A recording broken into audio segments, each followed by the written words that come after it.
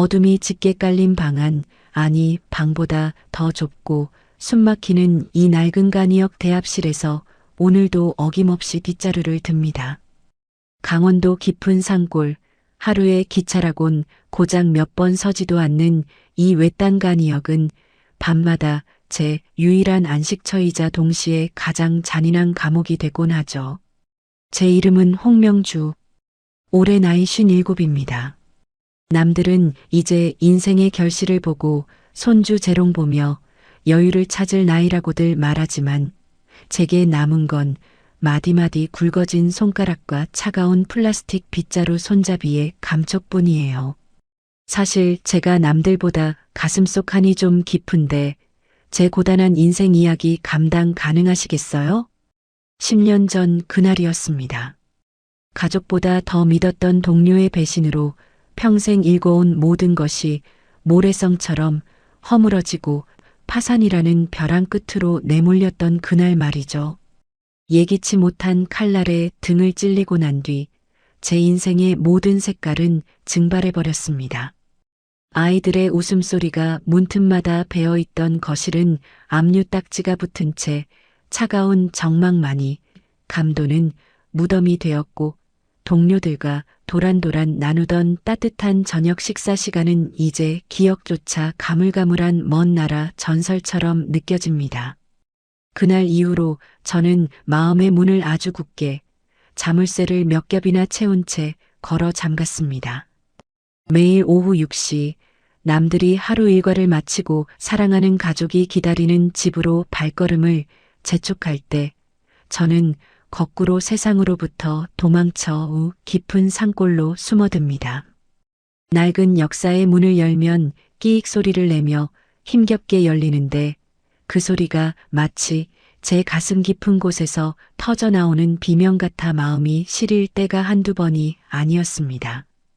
밤새도록 세상의 화려한 불빛을 피해 인적이 드문 산골 간이역만 쓸고 닦는 제 일상은 그야말로 무채색 그 자체였죠. 유리창에 비친 제 초점 없는 눈동자를 볼 때마다 저는 저 자신에게 묻곤 합니다. 명주야, 너는 대체 무엇을 위해서, 무엇을 기다리며 이 외딴 곳을 유령처럼 떠돌고 있니? 하지만 돌아오는 건 마른 바람이 승강장을 훑고 지나가며 내는 서글픈 마찰음뿐이었어요. 대합실을 가득 채운 건 향긋한 사람 냄새가 아닙니다. 가끔 머물다 간 등산객들이 흘리고 간 퀴퀴한 땀 냄새, 그리고 삶의 고단함이 찌든 눅눅한 공기. 무엇보다 지독하게도 가시지 않는 제 고독의 냄새뿐이었죠. 승강장에서 들려오는 이름 모를 산짐승의 울음소리도 간간이 멀리서 들려오는 기차의 경적도 제게는 그저 스쳐 지나가는 무의미한 소음일 뿐이었습니다. 가끔 안개가 자욱하게 깔리는 밤이면 역사 처마 끝에서 떨어지는 낙숫물 소리에 맞춰 제 심장도 같이 덜컹거립니다. 57 여자가 다시 누군가를 믿고 다시 환하게 웃을 수 있을 거란 기대는 진작에 접었습니다. 아니, 사실은 그런 감정 자체가 제게는 사치라고 생각하며 살았어요. 그저 이 긴 밤이 빨리 지나가기를, 내일 아침 눈을 떴을 때 제 가슴을 짓누르는 이 배신감과 상실감이 조금만 더 무뎌져 있기를 바랄 뿐이었죠. 지독한 어깨 통증과 무릎 통증은 이제 때려야 뗄 수 없는 고질병이 됐고 새벽 3시가 넘어가면 눈꺼풀은 천근만큼 무거워집니다. 하지만 몸이 아픈 것보다 더 무서운 건 일을 마치고 돌아갈 그 텅 빈 관사의 서늘함이었어요. 신발장에 놓인 제 작업화 한 켤레가 그렇게 외로워 보일 수가 없더군요. 내일 새벽 차가운 물에 밥을 말아 먹으며 라디오 속 DJ의 가짜 웃음소리로 텅 빈 속을 채우는 일상. 그렇게 저는 스스로 만든 어둠의 감옥 속에 갇혀 영영 혼자 시들어갈 줄로만 알았습니다. 그런데 유난히 안개가 자욱하게 깔리며 시야를 어지럽히던 어느 늦은 밤이었습니다. 인적조차 뚝 끊긴 외딴 대합실 구석, 제 손전등 불빛 속으로 낯선 광경이 들어왔습니다.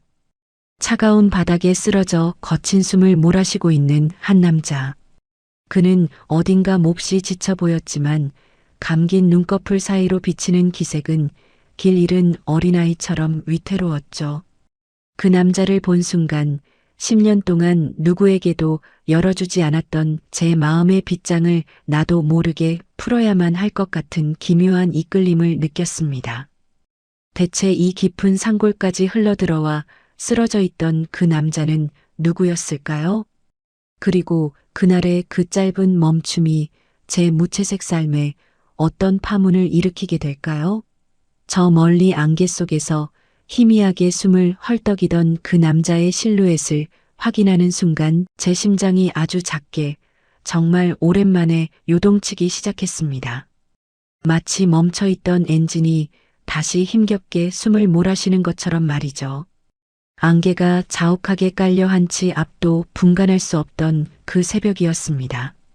강원도 산골의 습한 기운이 뼛속까지 파고들어 낡은 작업복 안감이 축축하게 느껴지던 그런 밤이었죠. 대합실 구석, 손전등의 희미한 불빛 끝에 걸린 그 남자의 모습은 마치 버려진 고목나무처럼 위태로웠습니다. 처음엔 그저 술에 취해 길을 잘못 든 행인인 줄로만 알았습니다. 평소 같으면 엮이기 싫어 영무실로 전화를 돌리거나 모른 척 지나쳤을 텐데 그날은 왠지 모르게 제 발걸음이 자석에 이끌리듯 그 남자 앞에 멈춰 서더라고요. 가까이 다가가 비춘 불빛 아래 드러난 남자의 얼굴은 세월의 풍파를 정면으로 맞은 듯 깊은 주름이 패어 있었고 거칠어진 손마디에는 나무 가루가 밴 듯한 짙은 흔적들이 가득했습니다. 62의 진석 씨. 나중에야 알게 된 사실이지만 평생 나무를 깎으며 살아온 은퇴한 목공 장인이라던 그 듬직한 체구의 남자가 어찌된 영문인지 차가운 대합실 바닥에서 신음 한 번 내뱉지 못한 채 쓰러져 있었습니다. 도대체 얼마나 먼 길을 헤매고 얼마나 고단한 삶을 짊어지고 왔길래 이 외딴 간이역까지 흘러들어와 정신을 놓아버린 걸까요? 창백하게 질린 그의 안색을 보는 순간 10년 동안 얼음장처럼 굳어있던 제 가슴 정중앙이 찌릿하게 울려왔습니다. 10년 전 파산하던 날 차가운 길바닥에 내던져졌을 때의 제 모습이 겹쳐 보여서였을까요? 저는 본능적으로 남자의 어깨를 흔들었습니다. 저기요, 정신 좀 차려보세요. 여기 이러고 계시면 큰일 나요. 제 다급한 목소리에 남자가 아주 천천히 눈을 떴습니다. 안개에 젖은 듯 뿌연 그의 눈동자와 제 라이트 불빛이 마주치는 순간 제 심장이 다시 한번 크게 덜컹거렸습니다. 세상으로부터 고립된 섬 같은 두 영혼이 서로를 알아본 걸까요? 그는 힘겹게 입술을 달싹였지만 돌아오는 건 갈라진 숨소리뿐이었습니다. 저는 서둘러 남자를 부축해 대합실 벤치에 앉혔습니다. 남자의 몸이 제 어깨에 닿는 순간 낡은 점퍼 너머로 전해지는 묵직한 무게감과 차가운 향기에 손끝이 다 저려오더군요.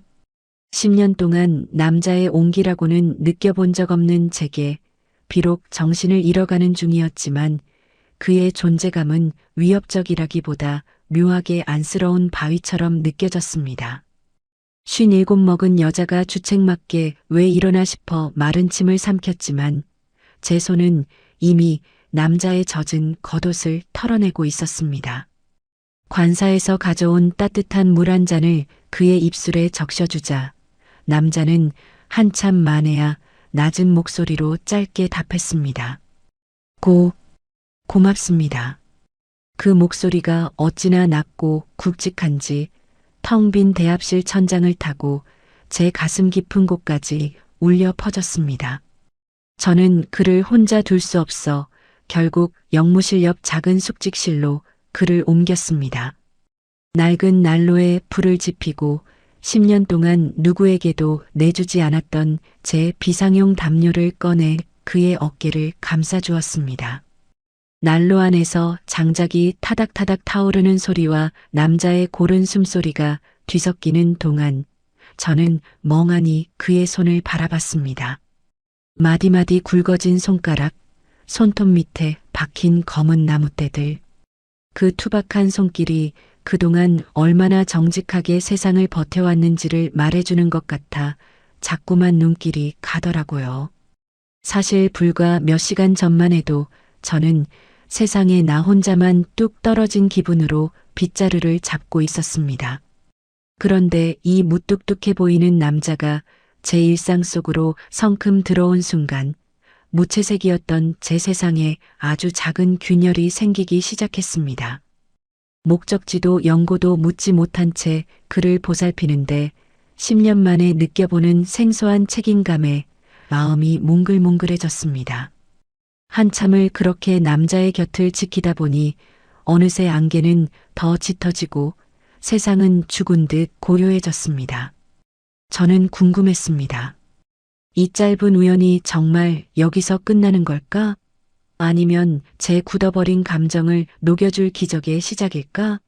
잠결에 고통스러운 듯 미간을 찌푸리는 그의 얼굴을 보며 저는 저도 모르게 수건을 적셔 그의 이마를 닦아주었습니다. 그렇게 우리는 산골의 적막을 뚫고 낯선 하룻밤을 함께 보냈습니다. 그저 길 잃은 나그네인 줄로만 알았던 이 남자가 다음 날 눈을 떴을 때 제 낡은 관사의 구석구석을 살피며 전혀 다른 모습으로 다가올 줄은 꿈에도 모른 채 말이죠. 투박한 그의 손길이 제 고장난 마음의 문을 건드리고 얼어붙은 일상의 온기를 불어넣기 시작한 그 기막힌 변화의 이야기는 지금부터가 진짜 시작입니다. 이튿날 아침 안개가 채 걷히기도 전이었습니다. 기운을 차린 진석 씨가 제일 먼저 한 일은 고맙다는 인사가 아니었습니다. 그는 무뚝뚝한 표정으로 낡은 관사 마루에 서더니 삐걱거리는 현관문과 덜덜거리는 창문 틀을 한참 동안이나 뚫어지게 바라보더군요. 그러더니 어디서 챙겨왔는지 낡은 가방에서 손때 묻은 연장들을 하나둘 꺼내기 시작했습니다. 기사님, 아니 명주 씨. 이 문짝 이대로 두면 겨울에 바람 다 들어옵니다. 잠시 비켜보세요. 그의 한마디에 저는 영문도 모른 채 뒤로 물러섰습니다. 평생 나무와 씨름하며 살았다던 그 굵직한 마디의 손이 제 낡은 관사의 구석구석을 훑기 시작하는데 그 손길이 어찌나 섬세한지 마치 아픈 아이를 달래는 부모의 손 같았습니다. 10년 동안 주인이 바뀌어도 누구 하나 눈길 주지 않았던 이 버려진 집의 상처를 그 남자는 단번에 알아본 거였죠. 끼익거리는 소리를 내며 속을 썩이던 현관문을 떼어내 대패지를 쓱쓱 해내는데 젖은 티셔츠 위로 드러난 그의 등 근육이 꿈틀거리는 게 제 눈에는 다 보이더라고요. 57살이나 먹고 주책맞게 마른 침을 삼키며 그 뒷모습을 홀린 듯 바라보게 됐습니다. 이 남자의 거친 손길이 닿자마자 거짓말처럼 문이 부드럽게 닫히고 창틀에 유격이 잡히는데 제 가슴속 묵은 때까지 깨끗이 씻겨 내려가는 기분이었어요. 그뿐만이 아니었습니다. 태윤 씨, 아니 진석 씨는 제가 밤새 역사를 청소하고 돌아와 지쳐 있을 때면 말없이 관사 처마 밑에 앉아 덜컹거리는 의자 다리를 맞추고 헐거워진 서랍장을 뚝딱뚝딱 손봐주곤 했습니다. 이런 건 제때 고쳐야 집이 안 상합니다. 사람 마음도 그렇고요. 무심하게 툭 내뱉는 그 한마디가 어찌나 투박한지 고맙다는 말보다 먼저 묘한 울컥함이 올라왔습니다. 망치를 잡은 그의 손등에 솟아오른 핏줄과 땀방울을 보는데 10년 동안 얼음장 같았던 제 심장 한구석이 간질거려 오더라고요. 57 여자가 누군가에게 보호받고 내 주변이 돌보아지는 이 생경한 느낌. 참 낯설면서도 떨리는 일이었습니다. 10년 동안 이 외딴 간이역에서 전등이 나가면 혼자 의자를 딛고 올라가 갈고 수도가 얼어붙으면 팔을 걷어붙인 채 악착같이 버텨왔거든요. 누구 하나 도와주겠다고 손 내민 적도 없었고 저 또한 기대라는 걸 잊고 살았습니다. 그런데 이 남자는 묻지도 따지지도 않고 그저 제 곁을 지키며 하나씩 하나씩 고쳐주는 겁니다. 진석 씨는 제가 관사 앞마당을 쓸고 있을 때면 옆에서 말동무가 되어주기보다 제가 어디 불편한 데는 없는지 눈치를 살피며 조용히 자기 자리를 지켜주곤 했습니다. 그 무뚝뚝한 배려가 기분 나쁜 게 아니라 이상하게 저를 아껴주는 것 같아 가슴이 자꾸만 몽글몽글해졌습니다. 10년 만에 느껴보는 누군가의 진심 어린 걱정. 그건 제가 입고 있던 그 어떤 두꺼운 방한복보다도 견고하고 따뜻한 보호막처럼 느껴졌습니다. 어느덧 저는 일을 마치고 돌아오는 길에 마음 한편으로 그를 기다리게 됐습니다. 오늘은 또 어떤 투박한 손길로 내 낡은 집 어디를 만져줄까? 내 마음의 어느 구석을 또 건드려줄까? 하는 바보 같은 기대를 하면서 말이죠. 무채색이던 제 일상에 그의 땀 냄새와 가까운 나무 향기가 섞여들며 조금씩 색채가 입혀지고 있었습니다. 하지만 우리는 여전히 서로의 깊은 속사정은 모르는 사이였습니다. 이 남자의 깊은 눈동자 너머에 어떤 상처가 있는지, 왜 그토록 단단한 기술을 가지고도 이 깊은 산골까지 숨어들었는지 알 수 없었죠. 그러던 어느 날 해가 뉘엿뉘엿 지고 찬바람이 불어오던 저녁이었습니다. 진석 씨가 마루 끝에 앉아 김이 모락모락 나는 감자를 보며 제게 제안 하나를 건넸습니다. 명주 씨, 오늘은 여기서 저랑 같이 따뜻한 감자나 좀 나눠 먹으시겠습니까? 늘 굳게 닫혀있던 제 마음의 빗장을 열어젖힐 그 말 한마디에 제 심장은 바닥으로 툭 떨어지는 것 같았습니다. 우리는 이제 집안의 고장난 물건들을 넘어 서로의 고장난 생의 기억들을 하나둘씩 꺼내놓게 될 줄은 그때는 미처 몰랐습니다. 그 뜨거웠던 감자 한 알이 우리 사이의 정막을 어떻게 깨뜨릴지 말이죠. 어둠이 내려앉은 텅 빈 승강장 벤치에 나란히 앉았습니다. 밤기차마저 끊긴 이 고요한 간이역은 오로지 우리 두 사람만의 섬이 된 것 같았죠. 진석 씨가 건네준 각 구운 감자에서는 투박한 흙냄새와 구수한 온기가 피어올랐습니다. 46살 아니 57살 평생 이렇게 뜨겁고 정직한 온기를 손바닥에 품어본 게 얼마만인지 모르겠더군요. 검게 그을린 감자 껍질을 벗겨내는데 모락모락 피어오르는 하얀 김이 마치 제 가슴 속에서 억눌려왔던 한숨처럼 느껴졌습니다. 우리는 한동안 말이 없었습니다. 그저 포슬포슬한 감자 한 입을 베어 물고 목이 메는 듯한 그 묵직한 침묵을 삼킬 뿐이었죠. 그러다 누가 먼저랄 것도 없이 10년 동안 꽁꽁 얼어붙어 있던 제 입술이 먼저 달싹였습니다. 진석 씨, 저는요, 10년 전에 제가 세상에서 제일 멍청한 여자인 줄 알았어요. 낮게 깔린 제 목소리가 정적을 깨고 승강장 바닥을 훑쳤습니다. 10년 전 믿었던 동료에게 배신당하고 파산 서류에 도장을 찍던 그날의 비릿한 종이 냄새, 집 앞마당에 붙던 그 차가운 빨간 딱지들의 기억, 누구에게도 말하지 못하고 가슴 한구석에 멍울처럼 박아두었던 그 실패의 기억들이 감자의 온기를 타고 하나둘씩 터져 나왔습니다. 사람을 믿은 게 죄라고 다시는 세상 밖으로 나가지 않겠다고 다짐하며 이 산골로 기어들어왔거든요. 근데 그게 마음대로 안 되더라고요. 혼자 있으면 그 상처가 자꾸 짓물러서 제 고백에 진석 씨는 감자를 쥐고 있던 커다란 손을 잠시 멈췄습니다. 그는 동정하는 기색 없이 그저 같은 어둠을 지나온 사람만이 가질 수 있는 깊은 눈빛으로 저를 가만히 응시하더군요. 그러더니 그도 한숨을 섞어 자신의 멍울을 꺼내 놓았습니다. 명주 씨만 그런 거 아닙니다.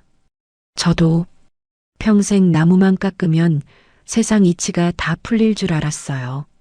근데 사람 마음은 나무처럼 정직하게 깎이지 않더군요. 은퇴하고 나서 갈 곳을 잃어보니 제가 만든 가구들은 세상에 가득한데 정작 내 몸 하나 릴 마음의 안식처는 단 한 군데도 없었습니다. 그의 무거운 삶의 무게와 제 칠흑 같은 어둠이 만나니 신기하게도 아주 조금은 견딜 만한 무게로 변하는 기분이 들었습니다. 57세 여자와 62세 남자가 각자의 지옥에서 빠져나오기 위해 얼마나 처절하게 버티고 있었는지 굳이 긴 말이 필요 없었으니까요. 식어가는 감자를 손에 쥔 채 서로의 실패를 공유하는 이 순간, 제 가슴 속 빈 구멍을 파고들던 차가운 산바람이 묘하게 따스하게 느껴졌습니다. 진석 씨의 투박한 손마디를 보며 저는 처음으로 이 남자의 손을 잡아주고 싶다는 생각을 했습니다. 동료 기사들, 아니 세상 사람들은 우리를 실패한 중년이나 사연 많은 노인네로 보겠지만 이 밤 승강장에서 마주본 우리는 그저 상처받은 어린아이들 같았거든요. 서로의 치부를 드러낸다는 건 참 두려운 일이지만 이상하게 그날 밤은 그 치부가 우리를 묶어주는 단단한 밧줄이 된 것 같았습니다. 명주 씨, 그동안 참 고생 많았습니다. 그 마음의 멍울, 이제는 조금 내려놓으셔도 됩니다. 그가 건넨 그 짧은 위로에 참았던 눈물이 결국 툭 하고 감자 위로 떨어졌습니다. 투박한 손가락으로 제 눈가를 닦아주려다 멈칫하는 그의 망설임마저 가슴 아리게 다가왔습니다. 10년 만에 느껴보는 누군가의 진심 어린 배려. 그건 제가 입고 있던 낡은 작업복보다 훨씬 더 견고하고 따뜻한 보호막이 되어 제 심장을 다시 뛰게 만들었습니다. 감자는 어느새 다 식어버렸지만 우리 마음속에는 그보다 더 뜨거운 무언가가 소용돌이치고 있었습니다. 잿빛이었던 제 인생의 풍경에 아주 작은 빗줄기가 스며드는 것 같았죠. 이 남자와 함께라면 10년 동안 저를 가두었던 이 고독의 감옥에서 나갈 수 있을지도 모른다는 아주 위험하고도 간절한 희망이 제 가슴 속에서 싹트기 시작한 겁니다. 희미한 달빛 아래 우리는 다시 서로를 마주 보았습니다. 그 눈빛에 담긴 약속 같은 무언가가 제 멈춰버린 엔진을 다시 힘겹게 돌리기 시작했습니다. 하지만 우리는 아직 몰랐습니다. 이 따뜻한 지지가 저를 어떻게 변화시킬지, 그리고 이 평온한 풍경에 어떤 생동감이 감돌기 시작할지를 말이죠. 이제 막 피어오르기 시작한 제 마음의 불꽃은 안개 속에서 조금씩 더 선명해지고 있었습니다. 그날 밤 승강장에서 나눈 대화는 제 삶을 통째로 뒤흔들어 놓았습니다. 다음 날 아침 눈을 떴을 때 창문 틈으로 들어오는 햇살이 평소와는 다르게 유난히 눈부시더라고요. 10년 동안 그저 치워야 할 먼지로만 보였던 그 빗줄기가 진석 씨가 정성껏 닦아놓은 유리창을 통과해 제 머리맡을 따뜻하게 데우고 있었습니다. 이상한 일이죠. 57.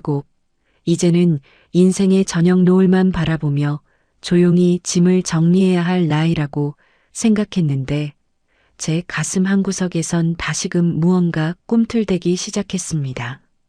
진석 씨의 그 투박한 지지, 고생 많았다는 그 낮은 목소리가 제 무너진 자존감의 밑바닥을 단단하게 받쳐주고 있었던 겁니다. 사람에게 받은 상처는 사람으로만 치유된다는 뻔한 말이 이 나이가 되어서야 뼛속 깊이 사무치게 다가왔습니다. 명주 씨, 오늘 날씨가 참 좋습니다. 영마당에 꽃이라도 좀 심어볼까요? 마루 끄트머리에 앉아 신발끈을 묶던 진석 씨가 환하게 웃으며 저를 돌아봤습니다. 그 미소를 보는데 제 마음속 잿빛 장막이 순식간에 걷히는 기분이었어요. 10년 동안 무채색으로만 보였던 이 낡은 간이역의 풍경이 그 남자의 말 한마디에 생동감 넘치는 원색으로 변해가기 시작했습니다. 저는 저도 모르게 창고 구석에 처박아 두었던 녹슨 호미를 꺼내 들었습니다.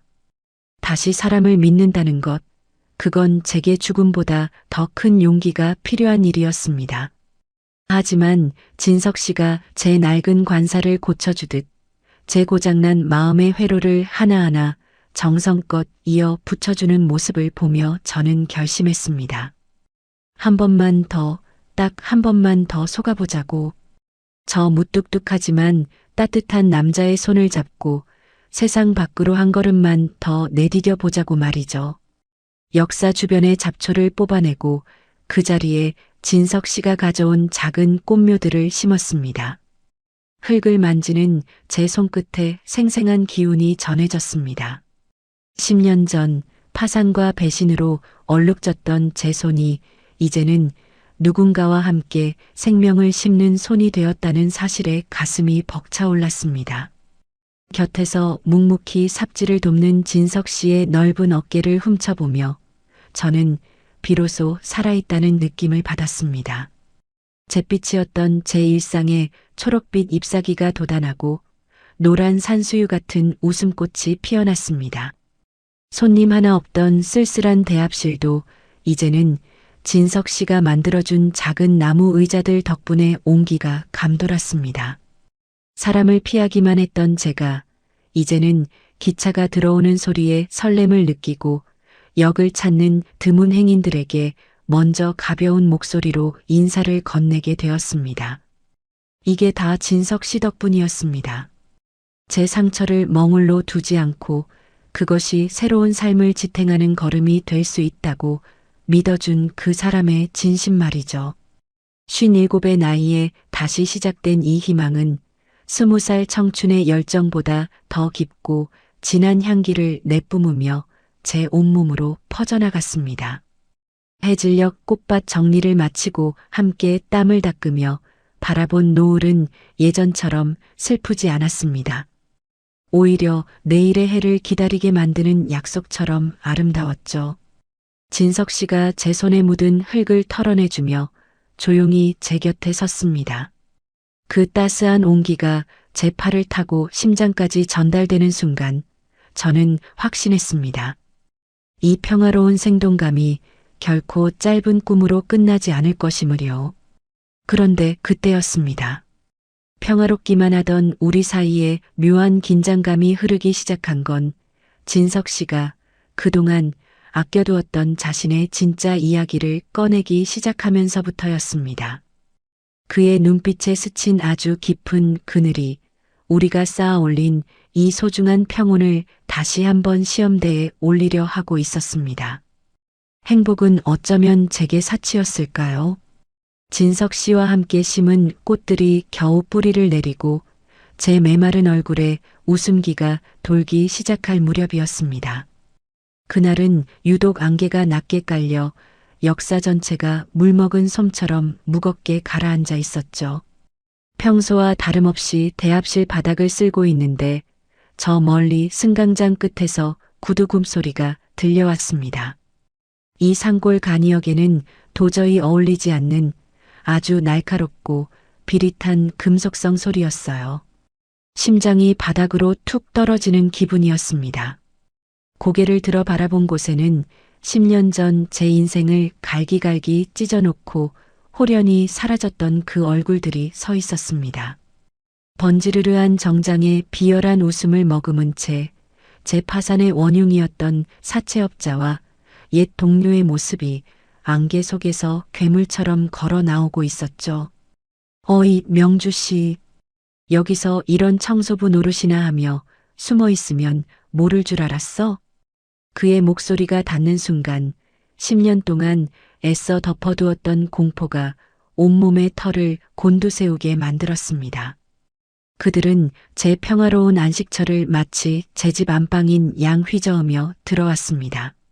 진석 씨가 정성껏 고쳐놓은 의자를 구두발로 툭툭 차고 우리가 함께 가꾼 작은 화분들을 비웃으며 짓밟으려 했죠. 그 비릿한 돈 냄새와 탐욕스러운 눈빛이 이 신성한 간이역의 공기를 순식간에 오염시켜버렸습니다. 그들은 제게 아직 갚지 못한 이자가 남았다며 말도 안 되는 서류를 들이밀었습니다. 아니, 그건 돈 때문이 아니었을 겁니다. 제가 이렇게 조용히 행복하게 살고 있다는 사실 자체가 그들에게는 못마땅한 구경거리였겠지요. 내일까지 준비해. 못하겠다면 이 낡은 역이랑 여기같이 있는 그 영감탱이도 무사하지 못할 줄 알아. 협박 섞인 그들의 목소리가 대합실 천장을 때리고 제 귓가를 후벼 팠습니다. 57세의 나이에 겨우 찾은 이 작은 평화가, 이 투박한 안식처가 이렇게 쉽게 무너질 수도 있다는 생각에 무릎이 떨려왔습니다. 그들이 떠난 자리에는 독한 담배 연기와 함께 제 영혼을 갉아먹는 절망만이 덩그러니 남겨졌습니다.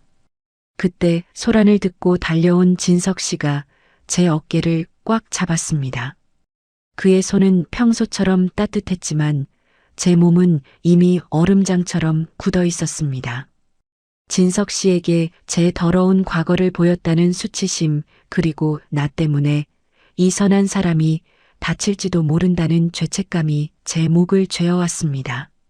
명주 씨, 괜찮아요. 내가 있잖아요. 진석 씨의 낮은 목소리가 들렸지만 저는 차마 그의 얼굴을 마주 볼 수 없었습니다. 저질스러운 그들의 입에서 제 이름이 불리고 제 밑바닥이 드러난 이 순간, 저는 다시 10년 전 그 차가운 길바닥으로 내던져진 기분이었습니다. 잿빛 풍경을 걷어내고 이제 막 색칠을 시작했는데 검은 먹물이 튀어 모든 것을 엉망으로 진흙탕 속에 처박아 버린 꼴이었죠. 저는 진석 씨의 손을 거칠게 뿌리치고 관사 안으로 숨어버렸습니다. 낡은 이불을 뒤집어 쓰고 몸을 웅크렸지만 밖에서 들려오는 산바람 소리가 마치 그들의 비웃음 소리처럼 들려 잠을 이룰 수 없었습니다. 제 안식처는 더 이상 안전한 곳이 아니었습니다. 그들이 언제든 다시 돌아와 진석 씨와 제가 쌓아 올린 이 소중한 세계를 부수어 버릴 거라는 공포가 저를 잠식해 갔습니다. 밤새 뜬 눈으로 지새우며 저는 생각했습니다. 역시 나 같은 여자에게 평범한 행복은 어울리지 않는 걸까? 차라리 진석 씨가 더 깊이 엮이기 전에 제가 먼저 떠나야 하는 건 아닐까? 하지만 새벽녘 관사 마루에서 들려오는 진석 씨의 묵직한 발소리와 무언가를 단단히 준비하는 듯한 연장 부딪히는 소리가 제 귓가를 때렸습니다. 진석 씨는 무서운 정적 속에서 홀로 무언가를 결심한 듯 보였습니다. 그 무뚝뚝한 남자의 뒷모습에는 평생 나무를 다뤄온 사람만이 가질 수 있는 서늘하고도 강인한 기운이 서려 있었습니다. 과연 그는 이 거친 폭풍우 앞에서 저를 지켜낼 수 있을까요? 아니면 우리 두 사람 모두 이 과거의 늪에 빠져 허우적대게 될까요? 아침 안개가 다시 역사를 덮어오고 있었습니다. 어제보다 더 짙고 차가운 안개 속에서 진석 씨가 제 관사문을 가만히 두드렸습니다. 그리고 그가 건넨 말 한마디는 우리가 예상치 못한 방향으로 이 위기를 끌고 갈 거라는 신호탄과도 같았습니다. 다음 날 아침 예고했던 대로 그 비릿한 사내들이 다시 역사를 찾았습니다. 어제보다 더 노골적인 눈빛으로 그들은 대합실 문을 거칠게 발로 차며 제 이름을 고래고래 불러댔죠. 저는 관사 구석에서 숨을 죽인 채 몸을 떨고 있었습니다. 57살이나 먹고도 그 공포 앞에서는 한낱 힘없는 어린아이가 된 기분이었으니까요. 하지만 그때였습니다. 제 시야를 가로막으며 거대한 바위 같은 뒷모습이 나타난 건 말이죠. 진석 씨였습니다. 평소에는 그저 인자한 할아버지 같던 그가 그날은 평생 나무를 깎으며 다져온 그 단단한 기운을 온몸으로 뿜어내고 있었습니다. 그는 말없이 대합실 중앙에 버티고 서서 날카로운 대패를 만지던 그 손으로 사내들의 앞길을 막아섰습니다. 이곳은 신성한 기차역입니다. 당장 나가세요. 진석 씨의 목소리는 낮았지만 역사 천장을 울릴 만큼 단호했습니다. 사내들이 비웃으며 달려들려 하자 진석 씨는 눈 하나 깜짝하지 않고 그들을 매섭게 들이받았습니다. 물리적인 힘보다 더 무서운 건 소중한 것을 지키겠다는 한 남자의 서슬 퍼런 기백이었죠. 그 무뚝뚝한 남자가 저를 대신해 온몸으로 독설과 위협을 받아내며 방패막이가 되어주는 모습을 보며 저는 왈칵 눈물이 쏟아졌습니다. 10년 동안 그 누구도 저를 위해 이렇게 앞장서 준 적이 없었거든요. 결국 그 기세에 눌린 사내들이 씩씩거리며 안개 속으로 물러갔습니다. 저는 안도의 한숨을 내쉬며 진석 씨에게 달려가려 했습니다. 고맙다고, 정말 무서웠다고, 이제 우리 다시 꽃을 심자고 말하려 했죠. 그런데 진석 씨는 뒤돌아 저를 한번 지그시 바라볼 뿐 아무런 말도 하지 않았습니다. 그저 평소처럼 제 머리칼에 묻은 먼지를 털어주듯 따뜻한 눈길을 한번 건넸을 뿐입니다. 그게 마지막이었습니다. 잠시 놀란 가슴을 진정시키려 관사에 들어갔다 나온 사이 진석 씨는 감쪽같이 사라져버렸습니다. 대합실 벤치에도 우리가 함께 가꾼 꽃밭에도 그가 머물던 숙직실에도 그의 흔적은 없었습니다. 그가 쓰던 낡은 대패와 연장 가방만이 주인을 잃은 채 덩그러니 놓여 있을 뿐이었죠. 마치 처음부터 이 세상에 없던 사람처럼 안개가 걷히는 속도보다 더 빠르게 그는 제 곁을 떠나버린 겁니다. 진석 씨, 어디 계세요? 진석 씨. 미친 사람처럼 역 주변을 뛰어다니며 그의 이름을 불렀지만 돌아오는 건 차가운 산울림 뿐이었습니다. 왜 아무 말도 없이 가버린 걸까요? 나 때문에 다칠까봐 겁이 났던 걸까요? 아니면 제 더러운 과거에 환멸을 느낀 걸까요? 어떤 설명도 마지막 인사도 남기지 않은 채 호련히 자취를 감춘 그의 빈자리가 너무나도 커서 저는 그만 대합실 가닥에 주저앉아 못 놓아 울고 말았습니다. 진석 씨가 고쳐놓은 문은 이제 부드럽게 닫히지만 제 가슴의 문은 다시 차갑게 얼어붙기 시작했습니다. 그가 심어준 희망이 너무 컸기에 그가 남긴 공백은 더욱 시리고 아팠습니다. 잿빛 풍경에 잠시 돌았던 생동감은 빛바랜 사진처럼 희미해져 갔고 저는 다시 혼자가 된 이간이역에서 길을 잃어버렸습니다. 그렇게 며칠이 흘렀을까요?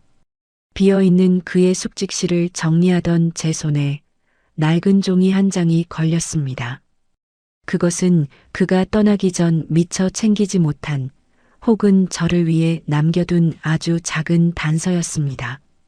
그 종이를 펼쳐든 순간 저는 진석 씨가 왜 말없이 떠나야만 했는지 그리고 그가 숨기고 있던 진짜 비밀이 무엇인지를 비로소 직면하게 되었습니다. 그가 남긴 마지막 흔적은 저를 또 다른 운명의 갈림길로 인도하고 있었습니다.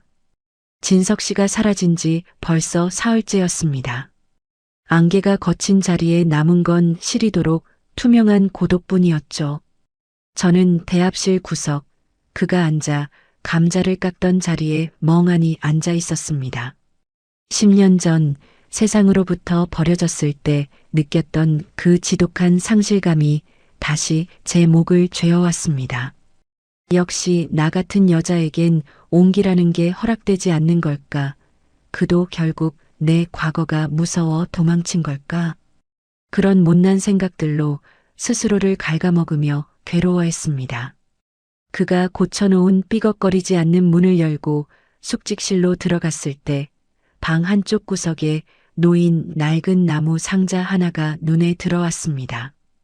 그가 직접 짠 듯 결이 고운 오동나무 상자였죠. 주인을 잃은 그 물건을 떨리는 손으로 열었을 때 그 안에는 정갈하게 접힌 편지 몇 장과 함께 낯선 서류 뭉치들이 가득 담겨 있었습니다. 그것은 제가 알던 목공 장인 진석 씨의 모습과는 너무나도 거리가 먼 차갑고 날카로운 진실의 파편들이었습니다. 편지 첫 줄을 읽어 내려가는 순간 제 심장은 멎는 듯 했습니다. 그는 단순히 은퇴한 기술자가 아니었습니다. 그는 국내 굴지의 건설 기업에서 평생을 몸담았던 설계 전문가였고 그 거대 기업이 쌓아 올린 화려한 건물들 뒤에 숨겨진 치명적인 비리와 부실 공사의 잔거를 쥐고 있는 유일한 양심이었습니다. 명주 씨, 미안합니다. 당신의 곁에 더 머물고 싶었지만 내 뒤를 쫓는 어두운 그림자들이 당신의 평화까지 더럽히게 둘 수는 없었습니다. 편지 속 진석 씨의 글씨체는 그를 닮아 무뚝뚝하면서도 한자 한자 정성이 깃들어 있었습니다. 그는 기업의 비리를 내부 고발하려다 역으로 몰려 모든 것을 잃고 쫓기는 신세가 되었던 겁니다. 그가 이 깊은 산골 간이역까지 흘러들어온 건 단순히 은퇴 후의 삶을 위해서가 아니라 소중한 증거들을 지키고 자신의 목숨을 부지하기 위한 처절한 도피였습니다. 그 서류 뭉치들 사이에는 기업 총수들의 비자금 내역과 부실 설계 도면들이 빼곡히 적혀 있었습니다. 이 종이 몇 장의 한 사람의 인생뿐만 아니라 수많은 사람의 안전이 걸려 있다는 사실에 손끝이 떨려왔습니다.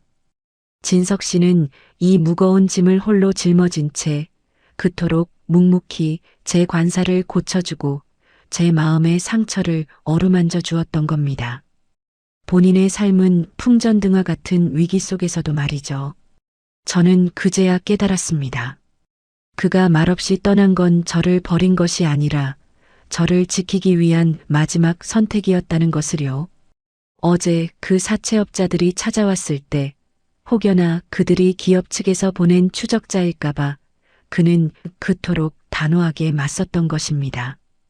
저를 향한 협박이 자신 때문일지도 모른다는 자책감에 그는 스스로 미끼가 되어 어둠 속으로 다시 걸어 들어간 것이었습니다. 상실감은 어느새 뜨거운 분노와 애틋함으로 변해 제 가슴을 채웠습니다. 57세의 나이에 다시 시작된 이 인연이 이렇게 거대한 소용돌이 속에 휘말려 있었다니. 하지만 저는 더 이상 예전처럼 숨어 지내던 나약한 명주가 아니었습니다. 진석 씨가 제 마음의 문을 고쳐주었듯 이제는 제가 그의 무너진 명예와 삶을 복구해줘야 한다는 사명감이 불길처럼 타올랐습니다. 저는 편지 밑바닥에 적힌 낯선 전화번호 하나를 발견했습니다. 진석 씨가 마지막 보루로 남겨둔 연락처였죠. 이 번호를 누르는 순간 저 또한 이 위험한 진실의 소용돌이 한복판으로 뛰어들게 될 것임을 직감했습니다. 하지만 저는 주저하지 않았습니다. 그가 제게 준 용기를 이제는 제가 돌려줄 차례였으니까요. 심호흡을 크게 하고 수화기를 들었습니다. 신호음이 가는 동안 제 눈앞에는 안개 속으로 사라지던 그의 듬직한 뒷모습이 선명하게 그려졌습니다. 그리고 마침내 저편에서 낯선 남자의 목소리가 들려왔을 때 저는 결연한 의지를 담아 입을 열었습니다. 진석 씨를 찾기 위한 그리고 그가 지키려 했던 정의를 세상에 드러내기 위한 제 반격은 이제 막 시작되려 하고 있었습니다. 진석 씨가 남긴 편지를 가슴에 품고 한참을 울었습니다. 그 눈물은 상실의 아픔이 아니라 나 같은 사람을 지키기 위해 자신의 전부를 걸었던 한 남자의 깊은 진심을 너무 늦게 알아버린 제 자신에 대한 회한이었습니다. 나를 떠난 게 배신이 아니라 희생이었다는 것, 그 무뚝뚝한 침묵 속에 나를 향한 가장 뜨거운 보호가 담겨 있었다는 것을 깨닫는 순간 제 안에 무언가가 단단하게 깨어났습니다. 57회를 살면서 저는 늘 도망치는 사람이었습니다. 돈에 쫓기고 사람에 치이고 상처받기 싫어서 이 깊은 산골 간이역으로 숨어 들어왔죠. 안개 뒤에 숨어 있으면 세상이 저를 잊어줄 거라 믿었습니다. 하지만 이제는 압니다. 진석 씨가 고쳐준 건 이 낡은 관사의 문짝만이 아니었습니다. 세상 밖으로 나가는 게 두려워 빗장을 걸어 잠갔던 제 비겁한 마음을 그는 투박한 손길로 이미 다 고쳐놓았던 겁니다. 진석 씨, 당신은 참 바보 같은 사람이에요. 왜 혼자 그 짐을 다 짊어지고 간 건가요? 저는 숙직실 거울 앞에 섰습니다. 헝클어진 머리를 정돈하고 먼지 묻은 작업복 대신 장롱 깊숙이 넣어두었던 외출복을 꺼내 입었습니다. 거울 속에 저는 더 이상 과거의 악연들에게 벌벌 떨던 약한 여자가 아니었습니다. 누군가에게 사랑받고 또 누군가를 지키고 싶어하는 눈빛이 살아있는 한 인간의 모습이었죠. 저는 진석 씨가 두고 간 나무 상자를 단단히 챙겼습니다. 그가 목숨처럼 지켜온 그 증거들이 이제는 제가 세상을 향해 휘두를 유일한 무기이자 그를 다시 불러올 이정표가 될 테니까요. 영무실 책상 위에 짧은 쪽지 하나를 남겼습니다. 제가 자리를 비운 사이 혹시라도 그가 돌아올지 모른다는 신락 같은 희망을 담아서요. 진석 씨, 이제 제가 당신의 방패가 되어줄게요. 어디에 있든 제가 당신을 찾으러 갑니다. 역사를 나서는 제 발걸음은 그 어느 때보다 가벼우면서도 묵직했습니다. 안개는 여전히 산자락을 휘감고 있었지만 예전처럼 길을 잃을 것 같다는 두려움은 없었습니다. 내 마음속에 그가 심어준 빛이 선명하게 타오르고 있었으니까요. 사람을 믿는 것이 다시 시작된 제 인생의 가장 큰 도박이라면 저는 이번에 제 남은 생을 전부 걸어볼 작정입니다. 역전 마을 버스 정류장에 서서 멀리 굽어지는 산길을 바라봤습니다. 진석 씨가 마지막으로 남긴 그 연락처, 그리고 편지 속에 적힌 희미한 단서들을 하나씩 되짚어 봅니다. 그가 도피 중이라면 분명 가장 익숙하면서도 가장 낯선 곳으로 숨어들었을 겁니다. 나무 향기가 나고 그의 투박한 손길이 필요한 곳. 저는 직감적으로 그가 어디로 향했을지 느낄 수 있었습니다. 버스가 도착하고 문이 열리는 순간 저는 망설임 없이 계단을 올랐습니다. 10년 만에 다시 마주하게 될 세상은 여전히 차갑고 비릿하겠지만 제 곁엔 보이지 않는 진석 씨의 온기가 함께하고 있었습니다. 그가 지키려 했던 정의와 제가 지키고 싶은 이 사랑이 만나는 그 지점을 향해 저는 이제 첫 발을 내디뎠습니다. 차가 출발하며 멀어지는 간이역을 바라봤습니다. 잿빛이었던 그 풍경이 이제는 제게 다시 돌아와야 할 소중한 집으로 보였습니다. 진석 씨와 함께 다시 그곳으로 돌아와 꽃을 심고 김이 모락모락 나는 감자를 나눠 먹는 그날을 꿈꾸며 저는 주먹을 꽉 쥐었습니다. 하지만 그를 향한 길은 생각보다 훨씬 더 험난했습니다. 진석 씨를 쫓던 검은 그림자들은 이미 제 움직임을 눈치채고 있었고 낯선 도시의 복잡한 거리 속에서 저는 예상치 못한 거대한 벽에 부딪히게 됩니다.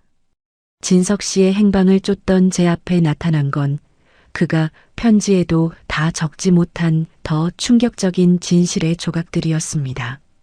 계절은 잔인하게도 가을을 건너뛰고 시린 겨울을 제 앞에 데려다 놓았습니다. 진석 씨를 찾아 헤맨 지도 벌써 몇 달째. 낯선 도심의 골목을 뒤지고 그가 머물 만한 목공소란 목공소는 죄다 훑고 다녔습니다. 57의 몸으로 감당하기엔 벅찬 여정이었지만 제 가슴 속에 품은 그가 남긴 오동나무 상자가 제 유일한 난로가 되어 주었죠. 그러던 어느 날이었습니다. 하늘이 구멍 난 듯 거센 눈보라가 몰아치던 강원도의 어느 깊은 산골 마을이었어요. 발이 푹푹 빠지는 눈길을 헤치며 걷다 보니 저 멀리 낡은 창고 하나가 보였습니다. 그곳에서 희미하게 새어나오는 불빛, 그리고 바람결에 실려온 그 낯익은 냄새, 각각 가낸 신선한 나무 향기와 고단한 삶의 땀 냄새가 제 코끝을 스쳤습니다. 떨리는 손으로 그 무거운 나무 문을 밀어젖혔습니다. 끼익 소리와 함께 드러난 공간 안에는 한 남자가 등을 돌린 채 묵묵히 대패질을 하고 있었습니다. 톱밥이 눈꽃처럼 그의 어깨 위로 내려앉아 있었고 거칠어진 그의 손마디는 추위 때문인지 붉게 터져 있었죠. 제가 그토록 꿈속에서도 그리워하던 그 듬직한 뒷모습, 진석 씨였습니다. 진석 씨, 제 갈라진 목소리에 남자의 손이 멈췄습니다. 그는 믿기지 않는다는 듯 천천히 몸을 돌렸습니다. 수척해진 얼굴, 깊어진 눈매. 하지만 그 눈동자 속에 담긴 저를 향한 깊은 애정만은 변함이 없었습니다. 그는 들고 있던 대패를 바닥에 떨어뜨린 채 한참 동안 저를 멍하니 바라봤습니다. 명주 씨, 여기까지 어떻게 오셨습니까? 그의 낮은 목소리가 들리는 순간 제 안에서 팽팽하게 당겨졌던 긴장의 끈이 툭 하고 끊어져 버렸습니다. 저는 눈보라에 젖은 몸으로 그에게 달려가 그 단단한 가슴에 얼굴을 묻었습니다. 그의 옷에서 배어나오는 차가운 한기와 대비되는 뜨거운 심장 소리가 제 귓가를 때렸습니다.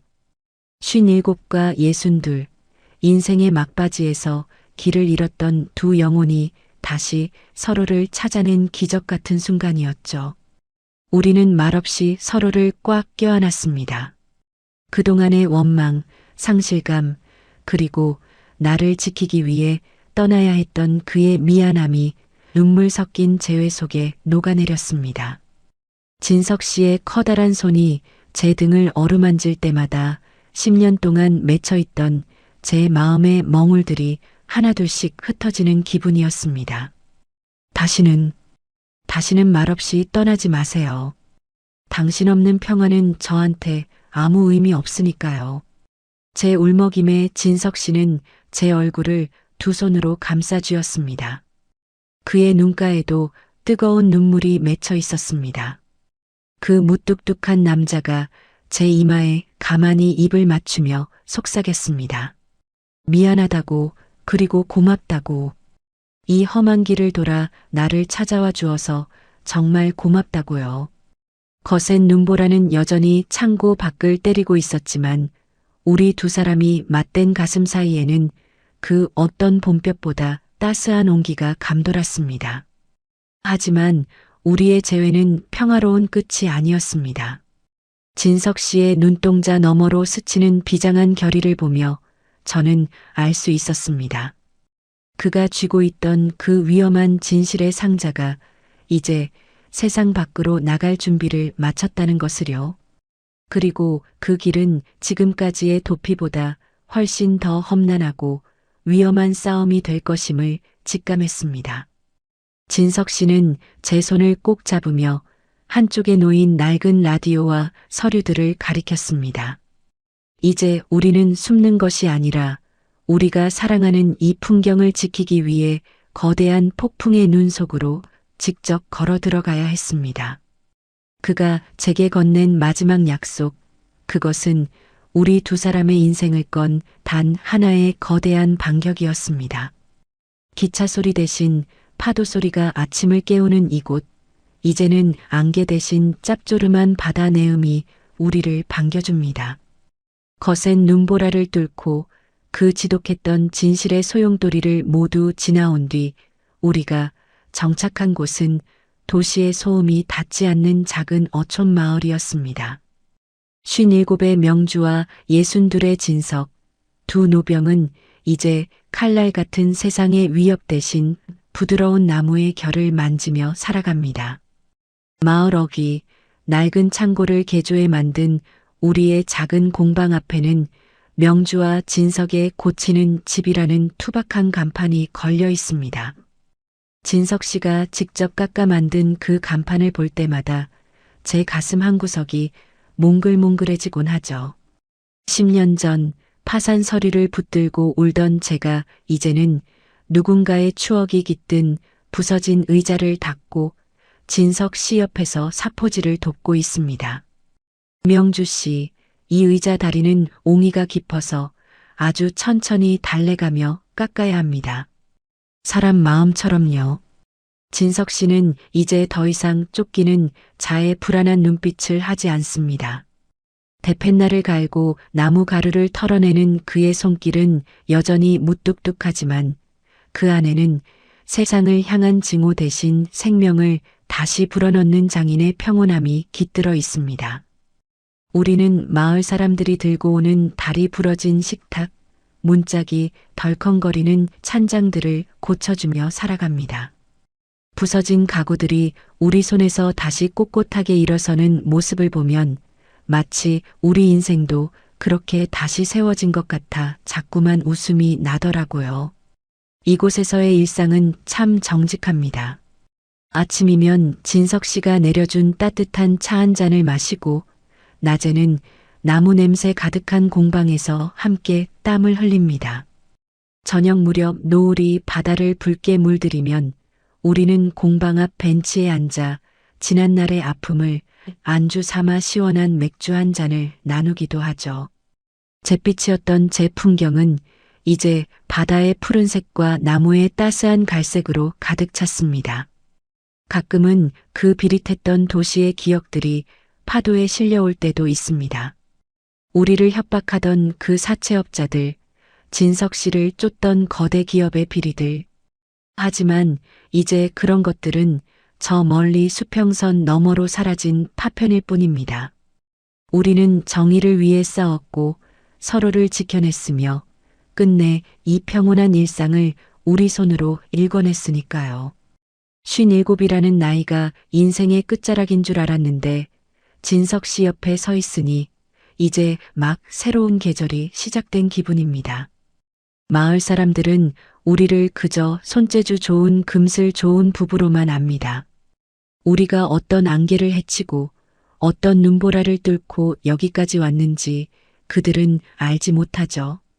하지만 상관없습니다. 우리 두 사람만 알고 있으면 충분하니까요.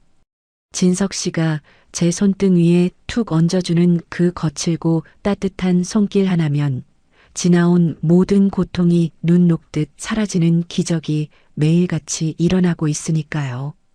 오늘도 공방 안은 기분 좋은 나무 향기로 가득합니다. 진석 씨는 새로 들어온 낡은 흔들의자를 살피며 수리 계획을 세우고 있고 저는 그 옆에서 그가 쓸 연장들을 정성껏 닦아놓습니다. 이 평범하고도 위대한 일상이 우리에게 준 가장 큰 선물이라는 것을 우리는 매 순간 가슴 깊이 새기며 살아갑니다.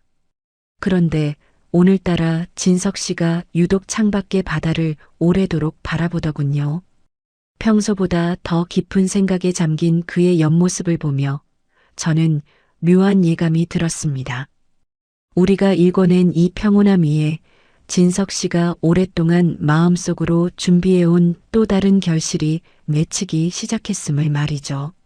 석양을 머금은 그의 눈빛이 저를 향해 천천히 돌아왔을 때 저는 그가 내뱉을 다음 이야기가 우리 인생의 가장 아름다운 마침표가 될 것임을 직감했습니다. 바다 위로 붉은 노을이 내려앉아 온 세상을 황금빛으로 물들이던 저녁이었습니다. 공방 안의 나무 냄새가 유난히 달콤하게 느껴지던 시간, 진석 씨는 하루 종일 매달리던 작업을 마친 듯 대펜날을 내려놓고 저를 불렀습니다. 그의 앞치마에는 톱밥이 하얗게 앉아 있었고 이마에는 땀방울이 송골송골 맺혀 있었죠. 명주 씨, 잠시 이쪽으로 좀 와보시겠습니까? 평소보다 더 낮고 진중한 그의 목소리에 제 가슴이 왠지 모르게 두근거렸습니다. 제가 다가가자 그는 거친 손으로 제 손을 조심스럽게 맞잡았습니다. 10년 전 그 안개 자욱한 역 대합실에서 처음 느꼈던 그 묵직한 온기가 이제는 제 인생을 지탱하는 가장 단단한 뿌리가 되어 제 손등을 덮고 있었습니다. 그는 주머니에서 아주 작은 비단 주머니를 꺼냈습니다. 그리고 그 안에서 나온 것은 반짝이는 보석도 화려한 금도 아닌 짙은 고동색 빛깔이 은은하게 감도는 나무 반지였습니다.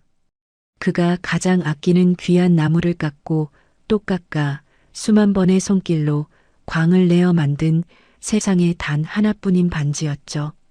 명주 씨, 저는 화려한 약속은 할 줄 모르는 사람입니다. 하지만 나무를 깎으며 배운 게 하나 있어요.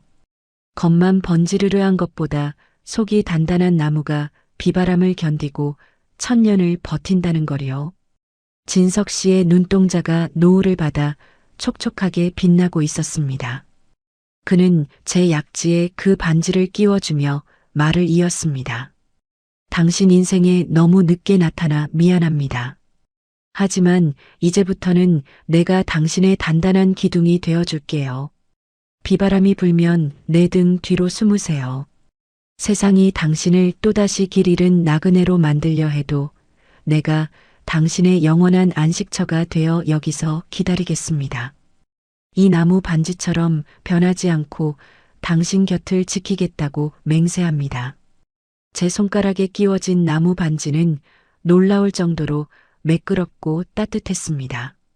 그의 손때와 진심이 배어 있는 그 감촉이 그 어떤 다이아몬드보다 귀하게 느껴졌습니다.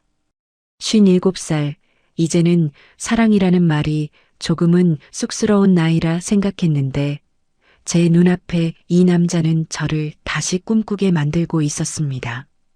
저는 대답 대신 그의 가슴에 고개를 묻었습니다. 그의 심장 소리가 제 귓가를 때리며 괜찮다. 이제 다 괜찮다고 속삭이는 것 같았죠. 우리는 그렇게 한참 동안 말없이 바다를 바라봤습니다. 파도는 밀려왔다 밀려가기를 반복하며 우리의 지난 아픔들을 씻어내고 있었습니다. 진석 씨가 선물한 이 반지는 단순한 장신구가 아니었습니다. 그것은 제 고장난 인생을 완전히 고쳐주겠다는 그의 최종적인 수리 보고서이자 제 남은 생을 온전히 맡겨도 좋다는 단단한 허락이었죠. 밤바람이 조금씩 차가워지기 시작했지만 제 마음은 더할 나위 없이 뜨거웠습니다. 이제 우리는 과거의 그림자도 미래의 불안도 두렵지 않았습니다. 서로가 서로에게 기둥이 되고 지붕이 되어주는 이 작은 공방이 세상에서 가장 안전한 성벽이 되었으니까요. 하지만 그 행복한 여운이 채 가시기도 전 진석 씨는 제 손을 잡은 채 나직이 덧붙였습니다. 우리가 이 바닷가 마을에서 써내려갈 다음 이야기가 어쩌면 우리뿐만 아니라 또 다른 상처받은 이들에게 작은 희망의 등불이 될지도 모른다는 뜻밖의 제안을 말이죠. 그의 눈빛은 이미 더 먼 곳, 우리가 함께 만들어갈 더 큰 기적의 풍경을 향하고 있었습니다.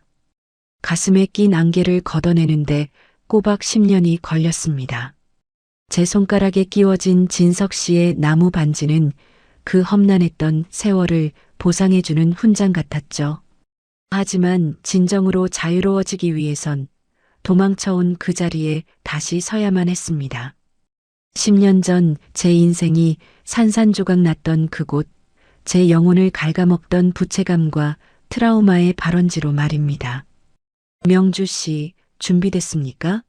이제 내 손 잡고 같이 가는 겁니다. 혼자가 아니니까요. 운전대를 잡은 진석 씨의 옆모습이 바위처럼 든든했습니다. 우리는 차를 달려 제가 파산하고 도망치듯 떠났던 옛 사무실 건물을 찾았습니다. 그토록 무서워 꿈속에서도 뒷걸음질 치던 곳이었는데 신기하게도 진석 씨의 온기가 제 손바닥에 닿아 있으니 심장 박동이 평온하기만 하더군요. 57의 제가 이제야 비로소 제 과거와 정면으로 마주할 용기를 얻은 겁니다. 그곳은 이제 낡은 간판들이 바뀌어 전혀 다른 곳이 되어 있었습니다. 10년 전 제가 믿었던 사람들에게 배신당하고 빨간 딱지가 붙은 집길을 바라보며 절망에 빠졌던 그 골목길. 저는 그 자리에 멈춰서서 한참 동안 숨을 들이켰습니다. 가슴을 짓누르던 그 비릿한 공포의 냄새 대신 이제는 진석 씨와 함께 가꾼 나무 향기가 제 폐부 깊숙이 스며들었습니다. 미안했다, 명주야.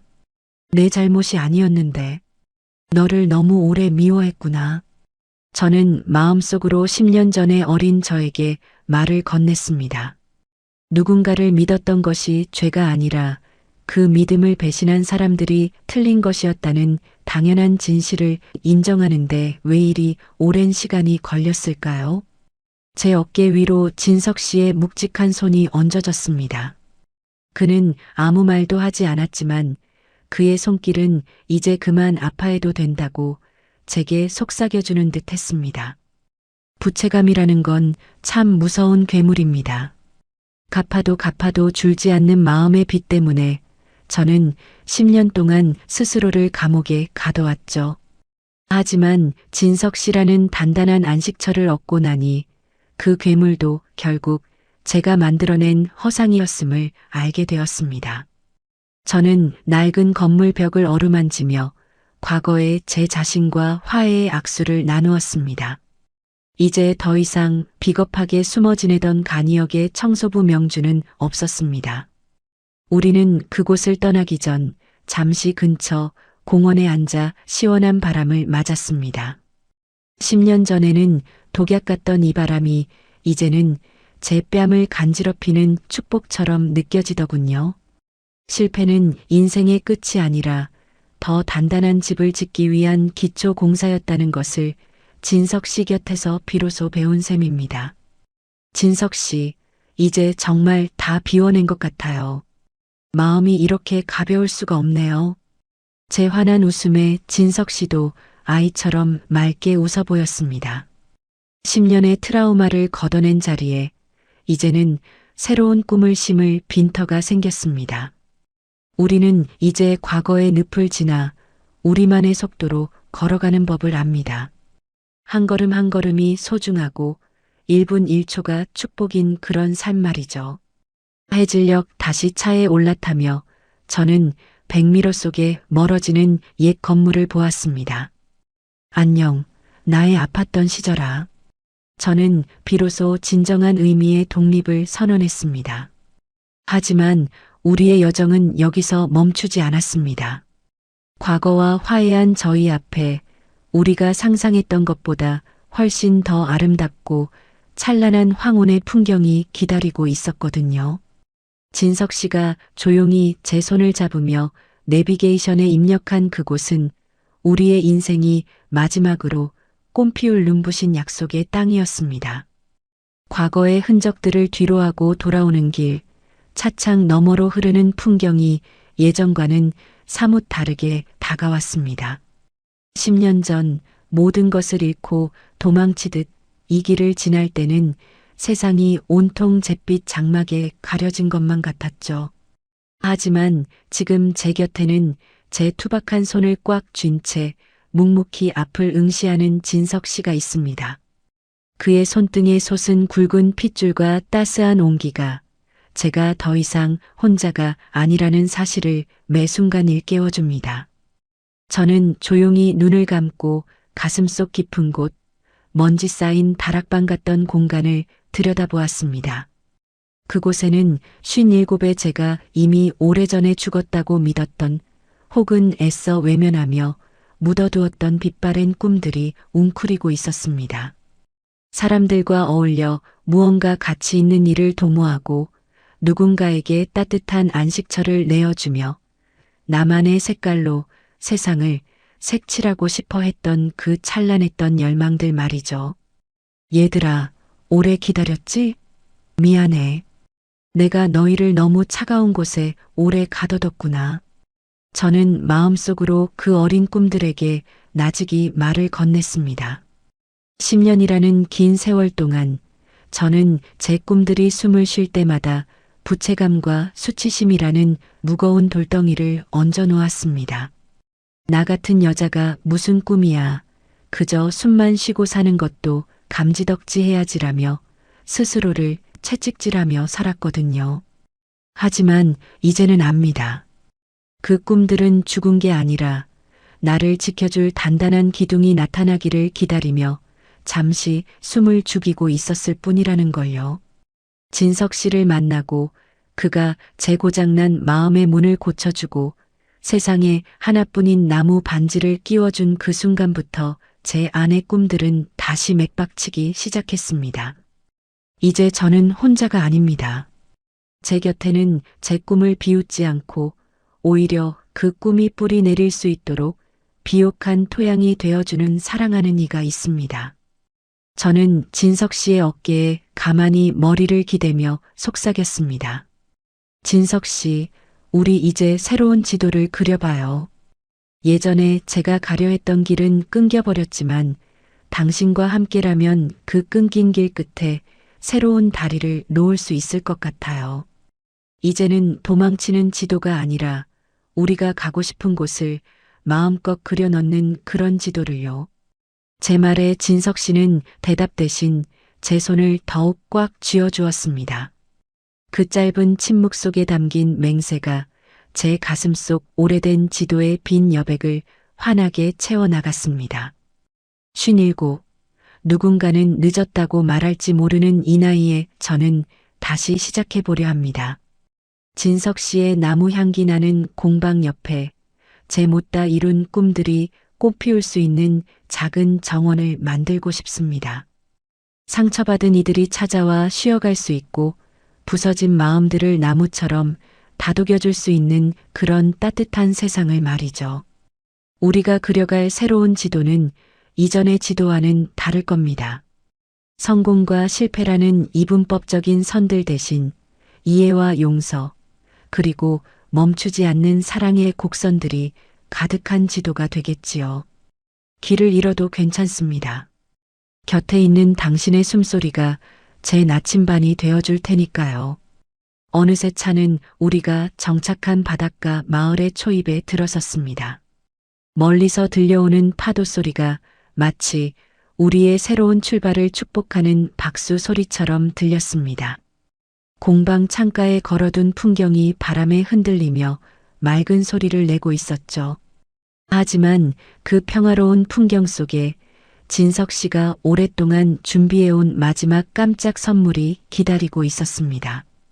공방 마당 한가운데 제가 평소에 그토록 갖고 싶어 했던 작은 나무 편말이 하나 세워져 있었거든요. 그 편말에 적힌 문구를 확인하는 순간 제 가슴은 다시 한번 벅차오르는 감동으로 요동치기 시작했습니다. 우리의 삶이 진정으로 완성되는 마지막 페이지가 이제 막 펼쳐지려 하고 있었습니다.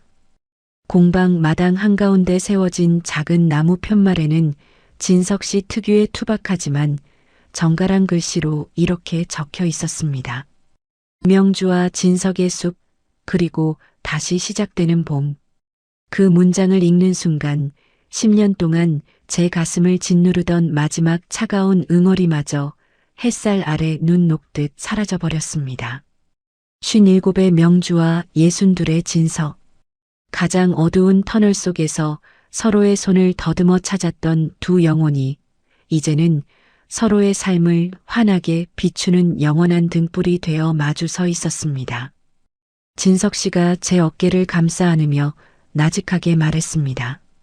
명주 씨, 나무는 겨울을 나야 비로소 나이테가 단단해진답니다. 우리의 지난 10년도 어쩌면 가장 단단한 나이테를 만들기 위한 혹독한 겨울이었을지 몰라요. 이제 우리에겐 마주할 수많은 계절이 남았습니다. 봄에는 꽃을 심고 여름에는 바다를 보며 가을에는 잘 익은 열매를 나누면 됩니다. 다시 겨울이 온다 해도 이제 우리에겐 서로라는 따뜻한 난로가 있으니 걱정할 것 없겠지요. 그의 말을 들으며 저는 깨달았습니다. 인생의 황혼은 단순히 해가 지는 시간이 아니라 가장 깊고 은은한 빛으로 세상을 물들이는 시간이라는 것을요.